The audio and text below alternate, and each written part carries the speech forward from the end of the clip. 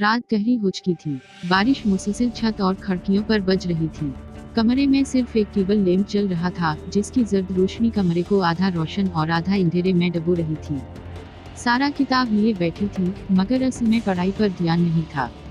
नींद आंखों से कोसों दूर थी और पूरे घर में सन्नाटा छाया हुआ था।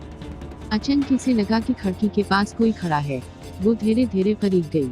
बाहर अंधेरा और बारिश के कतरे थे, कुछ नहीं। वो पलटी ही थी कि शीशे पर खराशी पड़ने लगे, जैसे किसी ने नुकीले नाखून रगड़ दिए हों। आवाज ऐसी थी कि कान चीर दे। सारा का दिल जोर जोर से धड़कने लगा। हिम्मत करके उसने पर्दा हटाया। सामने कुछ नहीं था, बस दो बड़ी काली आंखें जो सीधी उसे घूर रही थीं। उसकी रीढ़ की हड्डी में सनसनी दौड़ गई। आंखें आहिस्ता आहिस्ता मुस्कुराने लगे। नुकीले खून आलूद दानत भराए। पर्दा झट से गिर गया। उसने कमरे का बल्ब जलाने की कोशिश की, मगर बिजली अचानक चली गई। पूरा कमरा अंधेरे में डूब गया। सिर्फ हवा का एक झोंका आया और कमरा बर्फ की तरह ठंडा हो गया। सारा ने मोबाइल की टार्च ऑन की। रोशनी सीधी आईने पर पड़ी और वहीं उसके होश उड़ गए। आईने में वही काली आंखें, वही नुकीले दानत नजर आए, लेकिन उस बार वो अक्स उसका अपना था।